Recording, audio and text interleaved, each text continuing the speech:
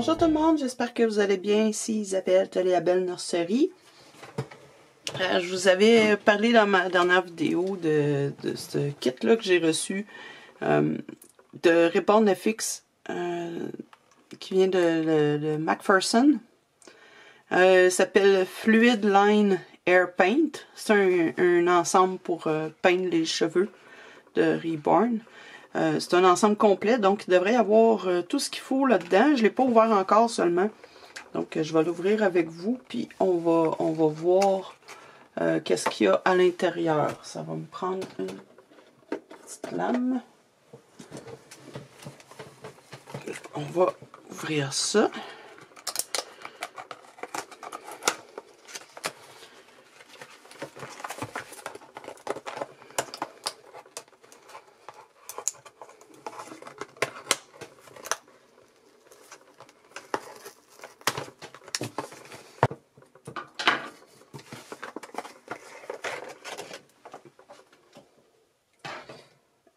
Donc, voyons voir.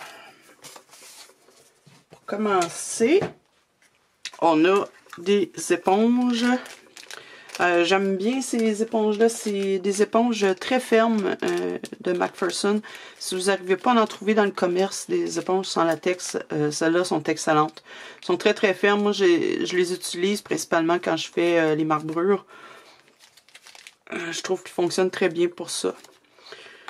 Ensuite, on a 3D Medium. C'est un médium, habituellement, on va appliquer quand les cheveux sont terminés. Ça donne un petit effet relevé, un petit peu 3D. J'en ai déjà utilisé dans le passé. Là, ce que je fais maintenant, c'est que je prends un vernis qui est assez épais. Ça me donne sensiblement le même résultat. Donc, on peut voir s'il n'est pas blanc. Je ne sais pas s'il va sécher blanc ou s'il va sécher couleur peau. Comme ça, on dirait qu'il est couleur peau. On verra. Ensuite de ça, on a du noir. Il n'y a pas d'autre noir. C'est tout. Le seul noir qu'on a, c'est celui-là ici. Ok, je pensais qu'il y en aurait plus. C'est une toute petite bouteille. Pourtant, c'est une couleur qu'on utilise beaucoup pour les cheveux. On a le vernis ici, une demi-once de Matte Velvet. Je l'ai utilisé pour vernir un kit une fois. C'est vrai que c'est très doux, mais je le trouve pas aussi mat qu'il devrait. J'ai vu une vidéo de McPherson qui l'utilisait, puis je trouve pas qu'il est très très mat. Mais pour les cheveux, c'est parfait. On veut pas quelque chose de très très mat non plus. Ça ici, qu'est-ce que c'est? Boubou Bigon. J'imagine que c'est pour effacer les erreurs. Ça a l'air d'être un marqueur pour effacer les erreurs. C'est probablement similaire à ce produit-là ici qui s'appelle Correction Fluid. Celui-là est un petit peu plus gélatineux. Celui-là, il m'a l'air très liquide, mais j'imagine que c'est similaire. Ensuite, on a une belle gamme de pinceaux. Je pense qu'il y a pas mal tout ce qu'il faut là-dedans.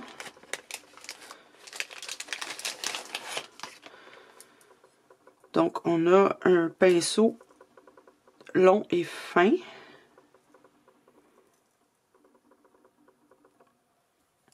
On a langue de chat. Ça, généralement, je vais m'en servir pour faire les plis dans mon kit. Pour les cheveux, je sais pas, j'ai jamais pensé à utiliser ça. Je sais pas ce que ça va donner. J'aurais aimé mieux un pinceau de ce type-là. Je pense que ça aurait été plus pratique, ça, je sais pas trop, là. On a un très très grand pinceau fin ici. L'avantage de ces pinceaux-là, c'est que ça retient bien la peinture. Il faut les tremper dans la peinture jusqu'au fond. Puis ça retient la peinture, puis elle tombe le long des poils. Ça permet de garder une ligne assez fine. Je l'utilise pas très souvent. J'ai tendance à utiliser un seul pinceau. Je vais pas remettre ça, je vais le briser. J'en ai un ici, deux que Ribbon FX que j'avais déjà acheté. Il l'appelle Needle Point. J'ai déjà utilisé. Là, il est un petit peu foufou, là. On a un très très fin pinceau ici. C'est probablement celui-là que je vais utiliser le plus. Et puis on a un pinceau en angle. Encore là, j'en ai un que j'avais déjà acheté. Oups, de E. Celui-là ici. Encore là, c'est un type de pinceau que je me sers surtout pour mes plis, plus que pour les cheveux. J'imagine que ça peut, si on veut faire des cheveux plus épais un petit peu, ça peut convenir pour ça. On verra, on va les essayer. J'ai Air Dry Paint Flow. J'imagine que c'est un... J'imagine que c'est un médium qui va aider la peinture à être plus liquide. Est-ce que ça l'empêche de sécher aussi? Je ne le sais pas. Au cas où, j'ai mon retardeur ici. Et j'ai le scellant que j'utilise beaucoup sur mes kits. Particulièrement pour quand j'utilise la poudre là, pour faire les veines. Je vais l'utiliser. Je l'aime beaucoup, très mat. Donne un beau fini aussi. Ça aide à ajouter un petit peu de texture aussi. Et finalement, les couleurs. On a brun doré. La peinture est vraiment pas mélangée du tout. Vous voyez, je sais pas si vous voyez là, comment la peinture est séparée. Il va falloir agiter énormément. Je sais pas quelle couleur.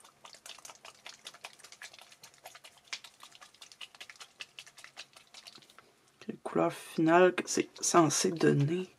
Je sais pas comment je vais arriver à mélanger tout le fond. Ça va donner quelque chose comme ça un petit peu. Il n'est pas très bien mélangé encore. Ensuite, on a brun pâle. Encore là, la couleur est complètement séparée. Probablement d'avoir été à plat dans le kit longtemps.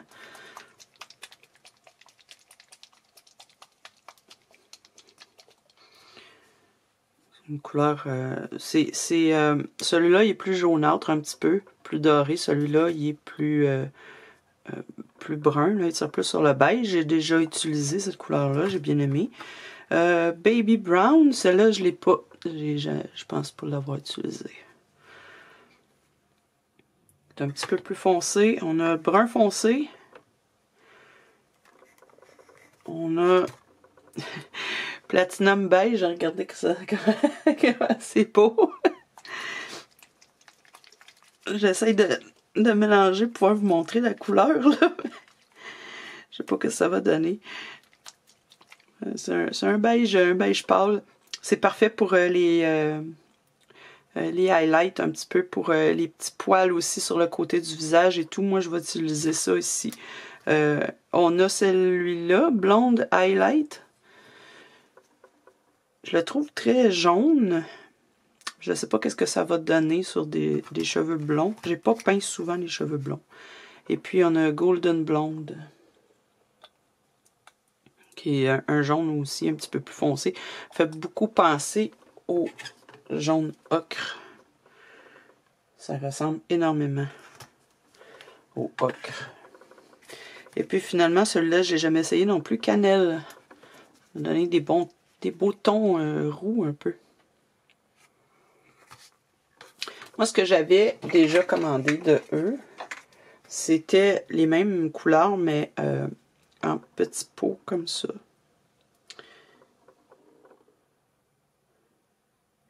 Le ash brown doit ressembler un petit peu au dark brown, j'imagine. Je sais pas trop. Ash brown.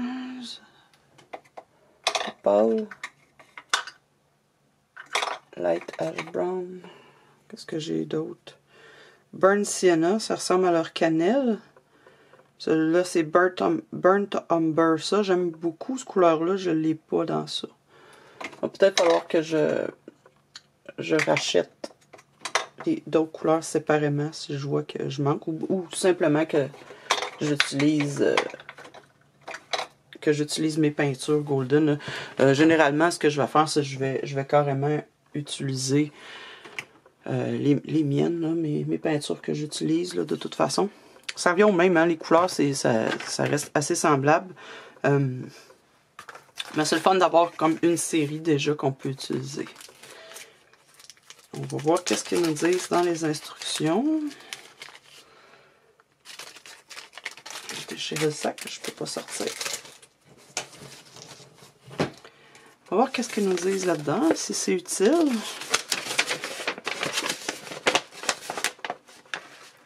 Ah oui, il y a des instructions. C'est bien. Le scellant. Utiliser une éponge pour appliquer. Utiliser pour différentes choses. Là, donc, va donner un petit peu une surface. La peinture va tenir un petit peu mieux sur la surface.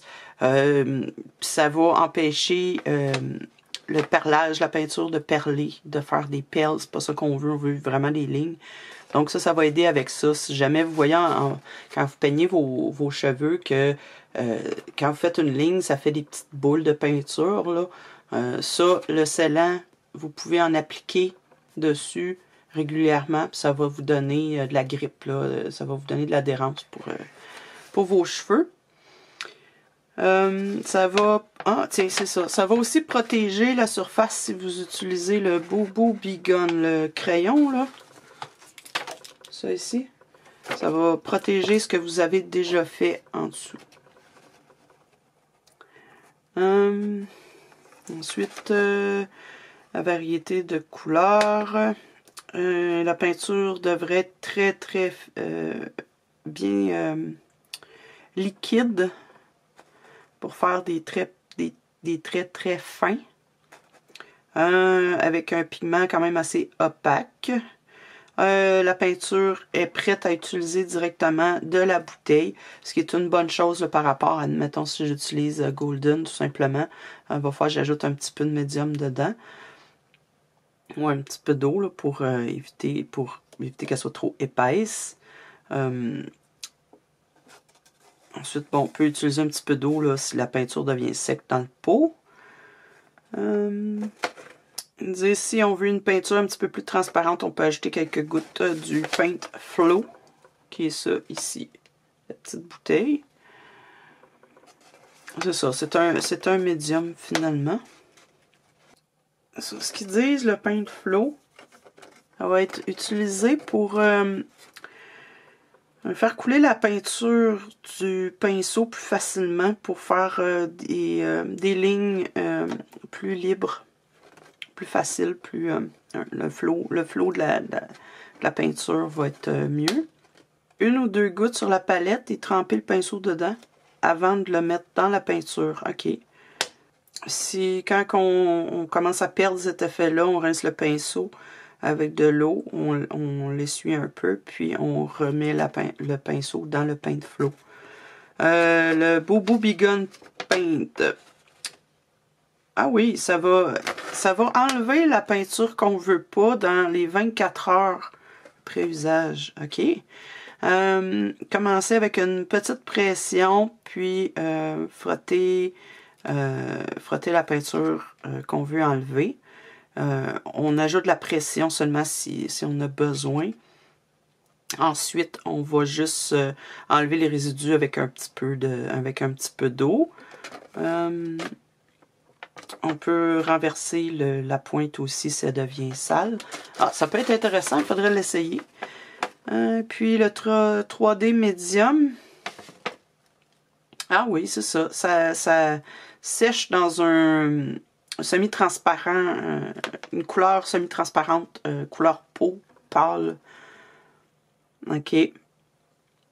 On peut utiliser un petit peu la peinture de la couleur de cheveux dedans. Pour mélanger si on veut. Ouais, avec un pinceau qui est plus raide un petit peu, là, on peut faire quelque chose qui va ressembler à des cheveux, là, si on veut en 3D. S'il est trop épais, on peut rajouter un petit peu d'eau. Il est très flexible une fois sec, donc il n'y aurait pas de craquement. Ça peut être une bonne option par rapport au vernis. Des fois, c'est ça qu'on voit avec le vernis, ça va craquer quand c'est trop épais. On peut aussi ajouter la peinture par-dessus une fois qu'il est sec, en mettant le scellant avant. Faut être sûr, ils disent faut être sûr de notre coup être satisfait avant d'appliquer ce vernis-là parce qu'il ne s'enlève pas facilement après. On peut laver là, ensuite les pinceaux à l'eau. Ok, ça, j'ai bien hâte de réessayer. Ça faisait longtemps que je n'avais pas essayé. Donc, c'est ça pour le kit. Je sais, ça peut être un petit peu long, mais je voulais faire une bonne revue du kit. Probablement pour voir qu'est-ce que j'ai acheté, mais aussi si c'est quelque chose qui peut vous intéresser, au moins vous allez savoir un peu plus ce que vous achetez. C'est dispendieux, oui, mais moins dispendieux que d'acheter tout séparément. Surtout quand vous ne faites pas souvent du air painting, que vous en faites juste à l'occasion, que vous débutez. Acheter les formats, les gros formats, ça peut être une dépense que vous rentabiliserez pas. Par exemple, le scellant, le vernis, etc. Si vous achetez les bouteilles, habituellement, c'est une bouteille à peu près cette grosseur-là, le minimum. Là. Ça peut être plus dispendieux. Je pense une quinzaine de dollars maintenant canadiens.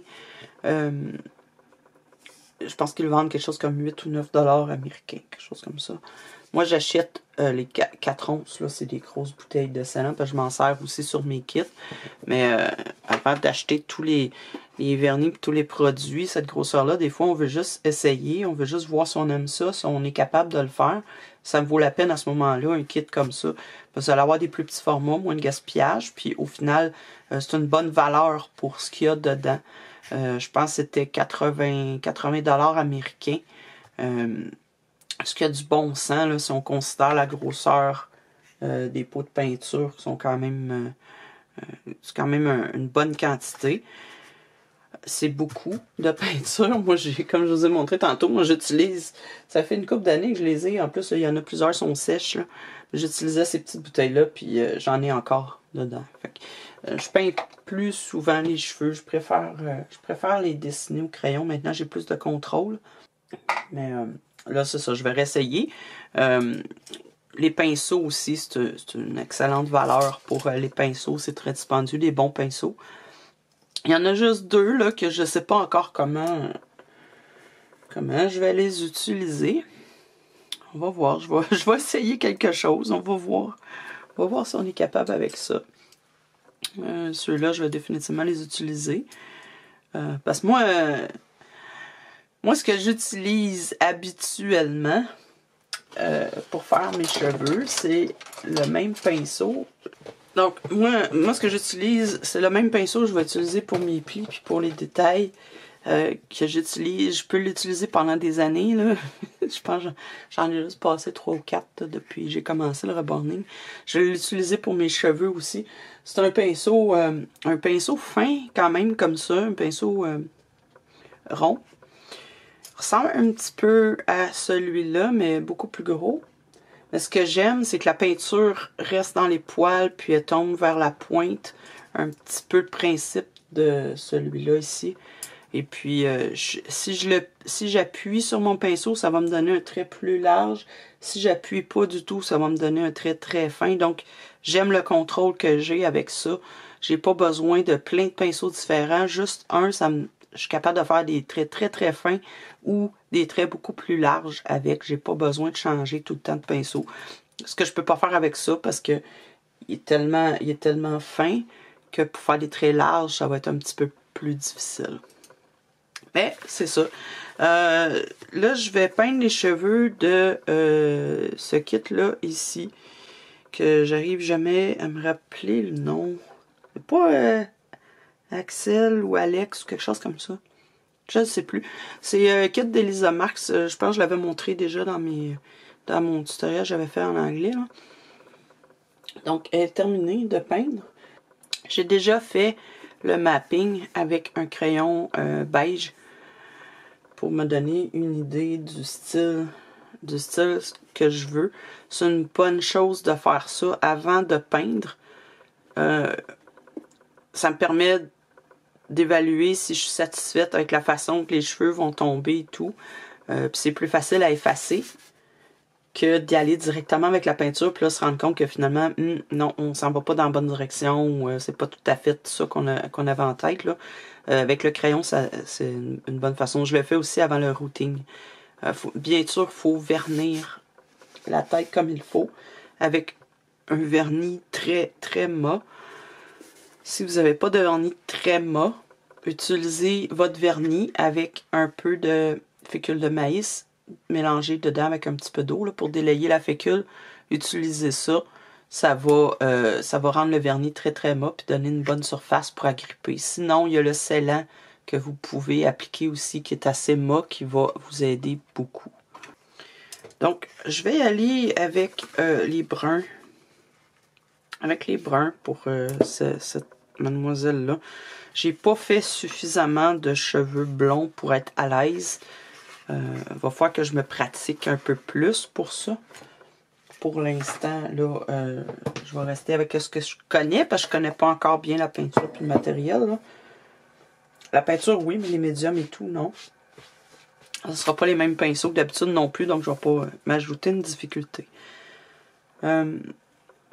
Généralement, quand on fait les cheveux bruns, on commence avec le plus pâle, puis on s'en va vers le plus foncé. C'est généralement la façon de faire. C'est pas une règle absolue, vous pouvez faire l'inverse. Puis avec les cheveux blonds, ben là, c'est ça, on commence avec le plus foncé, on s'en va vers le plus pâle. C'est ce qui va aider à donner un effet 3D. C'est difficile avec le brun parce qu'on commence avec du noir. À essayer d'appliquer une couleur plus pâle par-dessus, on va voir le noir en dessous. Bref, ça donne pas des super bons résultats. Donc, je vais commencer avec le light brown. Ça va m'aider à faire les petits cheveux fins au tout début. Les cheveux fins qui sont censés être en dessous des autres cheveux. Le petit duvet près du front, les sourcils, etc. Ça va me donner une base. Puis comme la couleur est pâle, ça va m'aider à savoir aussi si je continue dans cette direction-là ou pas. Ça va être plus facile à corriger. J'essaie de les brasser vraiment comme il faut. Là. On va commencer avec ça ici. Je vais m'en mettre un peu. Mettez-en pas beaucoup parce que ça sèche quand même vite. Si vous voyez que ça sèche trop vite, vous pouvez rajouter une petite goutte de retardeur dedans. Là, pour l'instant, je vais l'utiliser tel quel. Je vais utiliser le Paint Flow qui disait de tremper le pinceau à l'intérieur.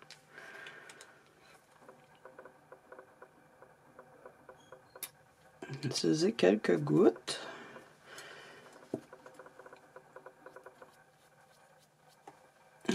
Quel pinceau? Je vais commencer avec le plus petit, le plus fin.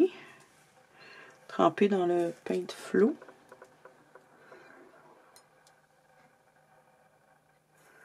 Et puis dans mon brun léger. Je vais commencer à l'arrière.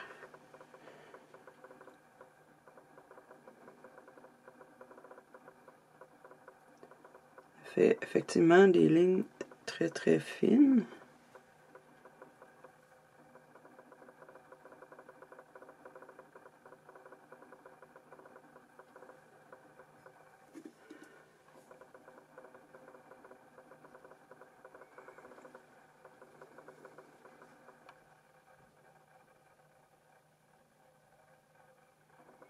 Là, on s'en fait pas trop, que ce soit pas parfait. C'est vraiment pour donner une base. C'est vraiment les petits premiers petits cheveux qui vont être quand même bien camouflés.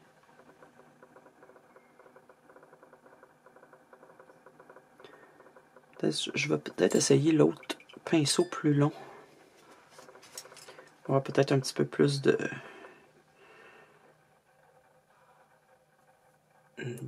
peinture à la fois.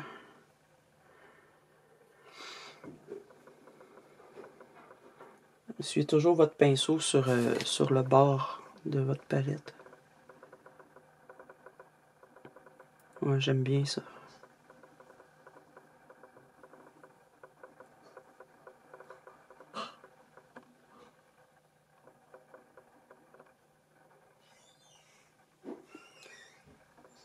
Je trouve pas que le Paint Flow me donne un gros avantage, bien franchement, par rapport à juste utiliser la peinture toute seule. Là.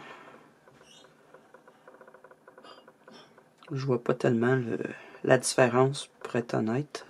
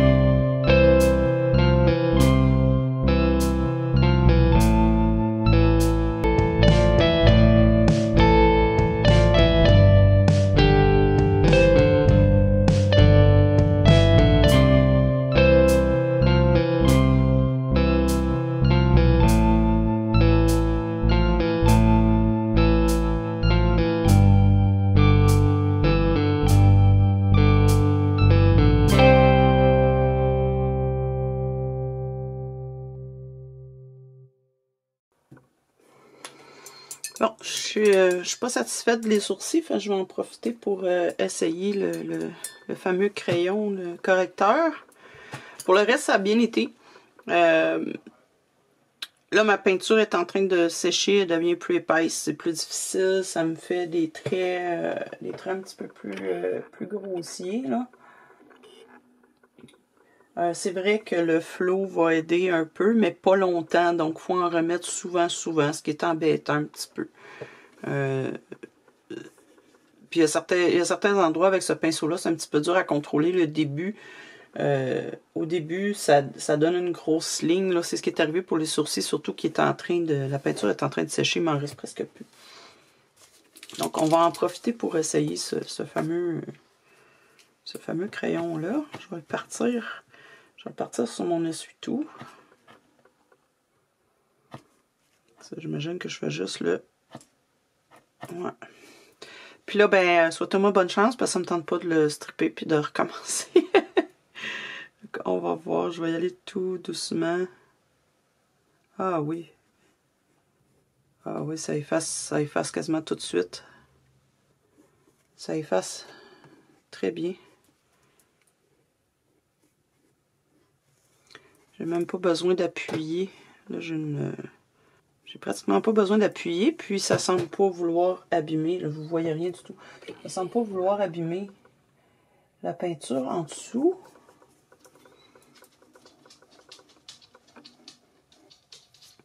Ça efface presque comme une gomme à effacer.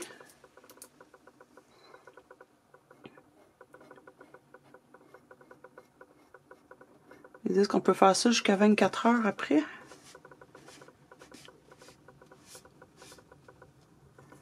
Quand même, j'ai effacé les sourcils. C'est génial, ça.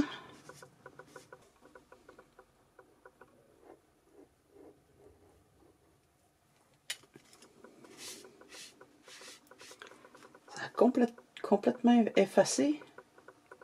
Ah ben, ça c'est génial. Juste pour ça, ça vaut la peine d'acheter le kit. C'est magnifique, ça.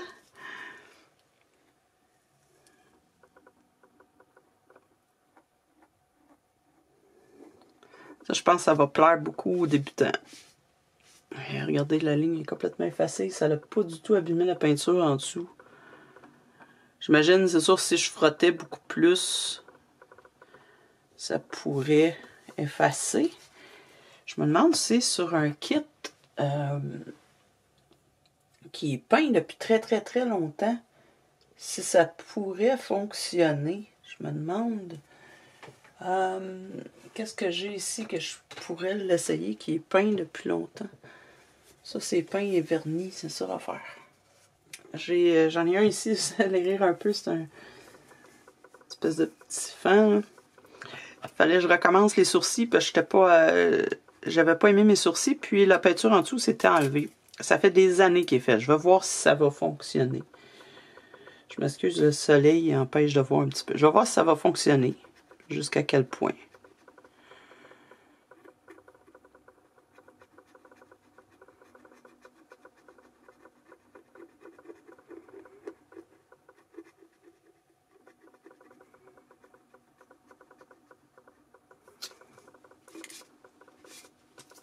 Eh ben, ça efface tout.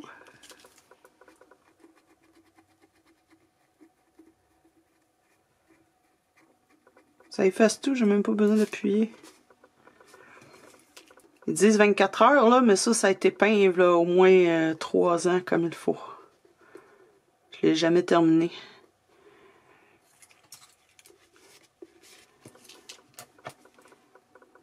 Et c'est fabuleux.